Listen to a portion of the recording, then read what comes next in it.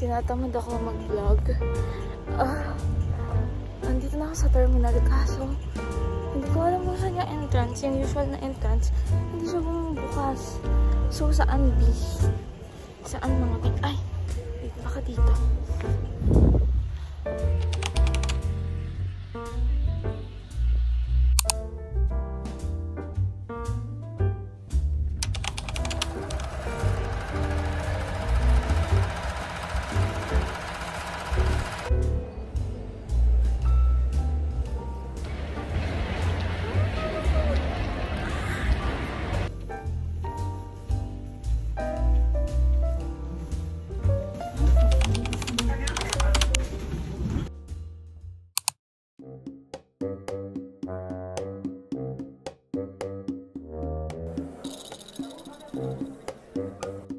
So guys, napaaga kami ng landing.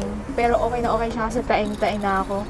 Napakasikip ng airport guys. Like, hindi pala to yung main airport. Ito yung airport para sa mga mumurahing flights. Para sa mga puritang katulad ko. Naghanap ako ng toilet. Ang rating ko sa toilet dito sa Brussels ay 1/10 because grabe nakakaloka mga bigi. Una sa lahat ang bantot, number 1. Pangalawa sa lahat, may bayad na €1. 60 pesos yon, iihi lang ako.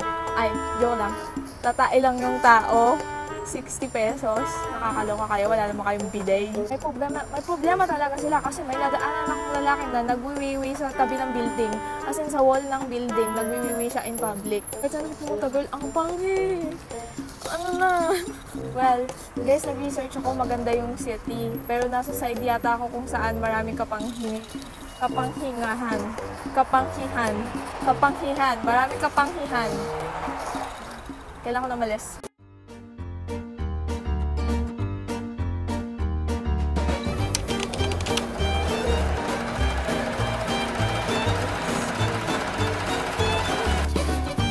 Hi guys, this is the European Inn. The hair is not giving. Basa sa ulan.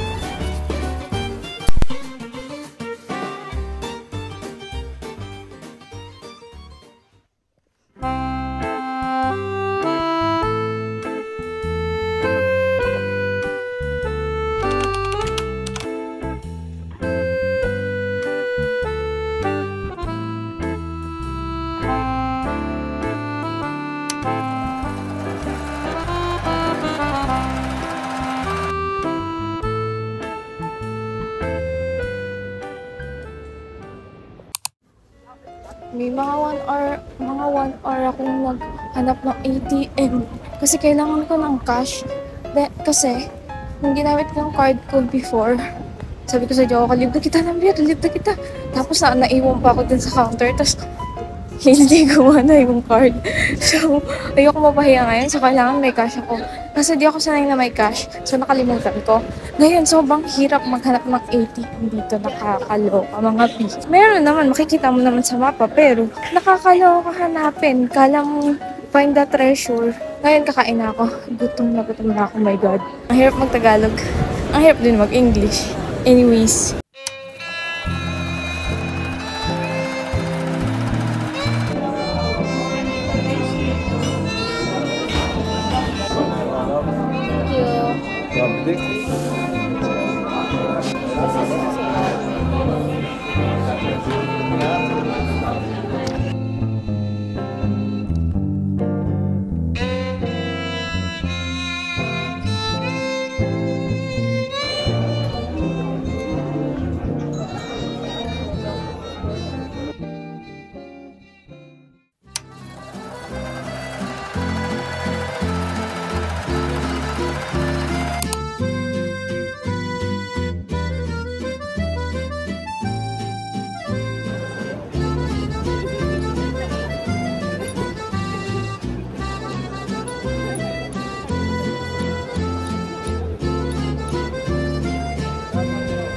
Paano ko sasali sarili ko?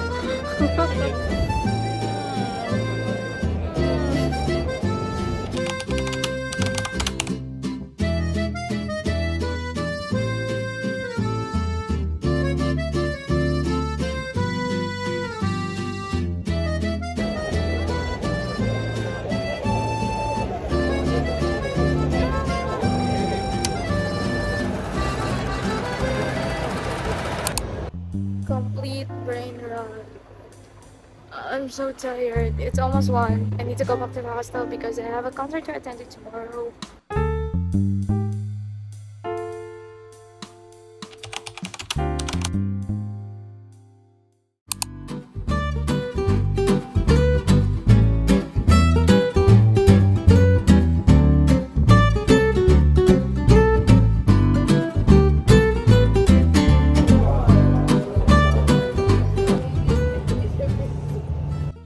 Problema ko sa pagtae, I think I forever ko ng problema. Pero as time goes by, nasusolusyonan ko na siya mga bis. Oh, ang ganda pala dito. Wait lang. Pinipicturean ko yan kaso puro under construction lahat dito. Kasi nakakaluka. Anyways, balik doon sa sinasabi ko. So ngayon, tumambay ako sa cafe kasi kailangan ko ng banyo dahil nararamdaman ko na naman si Maring Poopsicles. And nag-breakfast na ako doon. And mga 3 times ako nagbalik-balik sa banyo nila. Which is sulit na sulit kasi pag sa labas ako ng banyo may bayad. Puntahan ko yung mga hindi ko napuntahan kahapon. Kasi may plano talaga akong puntahan kahapon dito sa area na pinagbabaan sa akin ng bus. Kaso nga sumasakit yung tiyan ko. And biglang umulan-ulan. So ngayon puntahan ko siya. And punta ako dun sa Palace of Justice. Na dapat kahapon ko pinuntahan kasi weekdays lang siya bukas. Makakapasok ka sa loob. Eh maganda sa loob niya. Kaso nga, ayun nga, hindi nga ako nakapunta.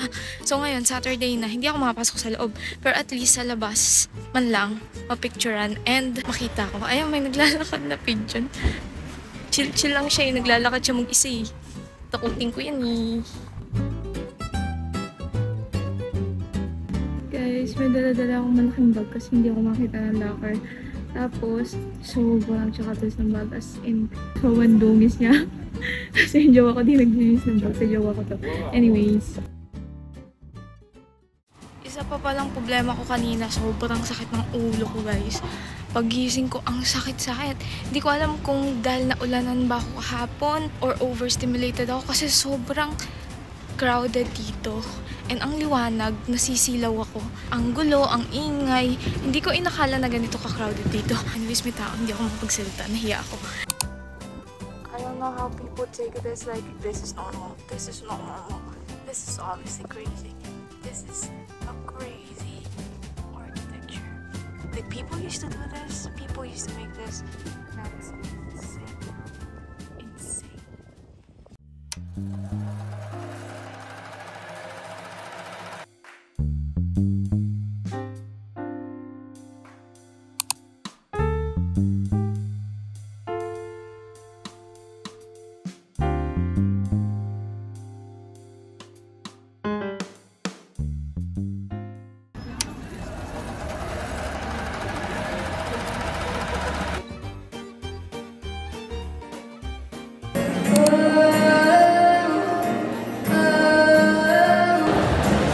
Start na yung concert in 10 minutes. Nandito ako sa pinakadulo. Wala akong katabi. Ang hirap maging special, guys. Papakita ko sa inyo kung gano'ng kalayo daw. Ganito pala ang feeling. Ang malayo. Pero feeling special pa rin ako. Ganun talaga pag feelingera. Kaya ang dami nainis sa akin. Feeling ko di ako iyak. Feeling ko okay lang ako. Feeling ko di ako iyak. Pinsa ko lang yan. Lala, ang daming tao. Luis, anong masasabi mo sa mga bashers mo? Wish ko lang nakakatulog kayo ng maigi at hindi ko kayo nababangungot. Ayoko naman nun. Sana nakakatulog pa rin kayo. Hindi nyo ko iniisip palagi. Paminsan-minsan lang pwede yun kasi tulad na sabi nyo, papansin talaga ako, kailangan ko ng atensyon. Thank you so much. Sa mga nagsasabi na baliw ako, tama kayo. Salamat sa free diagnosis. Hindi ko na kailangan mag-hospital. Nakakaloka kayo mga B.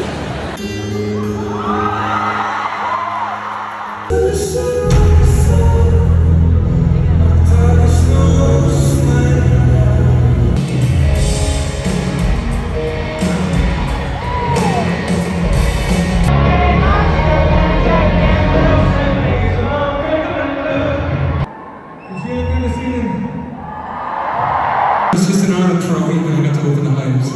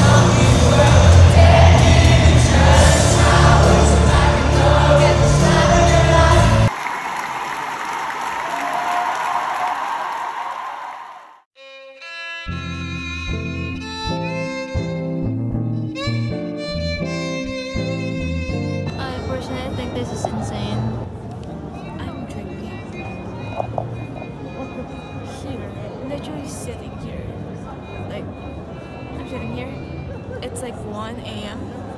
and I'm sitting here in this place. Like, what the fuck? My phone's gonna die soon, so I'm not gonna be able to film anymore. And my flight is at 7 a.m. and I'm gonna be going to the station, the bus station, in a few minutes probably, because my phone's gonna die. And I don't want it to die because I'm gonna get lost, because I don't know how to go to the station by myself. How do we get here? Uwi na ako. Nasa airport na ako. And 2 hours and 2 hours flight ko na. Oh my God. Sa bahay. And may problema ako, guys. Natatay na naman ako. Ang na-realize ko lang sa trip na to, guys, ay bahay ko na talaga ang Sweden. Kasi uwing-uwi na ako. Tapos ang nasa isip ko ay Sweden. Uwing-uwi sa Sweden. Talaga ba, girl? Sobrang safe and comfortable ko sa jowa ko. To the point na nung nahiwalay ako ng 2 gabi lang. Para akong batang iniwan sa crowded place. At ngumangawa kasi lumipad yung lobo niya. Ganun yung feeling, guys. Hindi mo pala kaya mag-isa, mga mi. I'm just a girl. Guys, may na-realize akong talent ko. Mag-isip ko yung lugar, tapos tanong nyo sa akin kung kamusta ba nyo dun. Malamang sa malamang alam ko. Kasi malamang sa malamang natayan ko na. Titigil na ako sa pagkukwento about sa poopsicles. Sobrang weird lang na ngayon masasabi ko na may jowa ako. Nakakaloka, mga mi. Ganun pala yun. Ganun pala yun. Kwento ko sa inyo lahat yung 3. Yung una, sa pinagkainan ko siya na restaurant. Pagkalabas ko, lumabas yung isa sa mga server. Tapos, inasa kong lumabas after ng shift niya if nasa Brussels pa ako. Sabi ko, may jowa ako. Tapos yung pangalawa, parang taga dito siya, nag-work siya. Tapos lumabas lang siya sa opisina para magpahangin. Kala ko friendly lang siya. May mga tinuro siya sa akin ng mga tips sa pagta-travel na sobrang helpful para sa katulad ko na laging naglalakwat siya. Ngayon, dumating doon sa point na inas na niya if like single ako or may jowa ako, ganun. Tapos sabi ko, may jowa ako, ganun. Tapos yun, mabait naman siya. Yung pangatlo, nag-excuse me siya sa akin, excuse me, ganda mo ti, ganun sa akin. Excuse me, ganda mo ti, pwede kunin yung number mo ti. Tapos sabi ko, may jowa ako bi. Tapos sabi niya, ganun ba? Pero ang ganda-ganda mo talaga, ti. Tapos alis na siya. Tapos babalik na naman siya. Tapos tatawa-tawa pa siya sa sarili niya. Tapos sabihin niya, pero ang ganda mo kasi talaga, ti. Pwedeng friends. Tapos sabi ko, parang hindi magugustuhan niya ng jowa ko, bi. Tapos sabi niya, pengin ang number mo pa rin. Friends lang naman. Sabi ko, hindi talaga pwede. Tapos sorry siya ng sorry. Okay, hindi na talaga. Tapos natatawa siya. Tapos lumayas na siya. Ayun, may mga homeless or mga beggars na lalapit sa'yo at manghihingi ng coins. Kaso nagfe-French kasi sila, hindi ko naman sila mag-gets, diba? So sabihin ko, hindi ako marunong mag-French. Yung iba magta-try mag-English konti. Kaso, ang problema, wala naman akong cash. So sabihin ko, no, I don't have coins. Tapos magkaano lang sila, magsasorry or thank you, tapos alis na sila. Hindi sila yung mga tipo na ihaharas ka tapos tutusok-tusukin ka na, be, bigay kang pera. Like, be, damot mo naman. Hindi sila ganun. Yun lang yung masasabi ko. Nagbe-brain rot na lang talaga ako ngayon kasi malapit na flight ko and baka makalimutan ko itong mga sinasabi ko. Pag uwi ko, baka mamaya tahimik na naman ako. May mga ganun kasi akong times na walang thought na dumadaan sa utak ko. Like, nakatulala hours lang ako.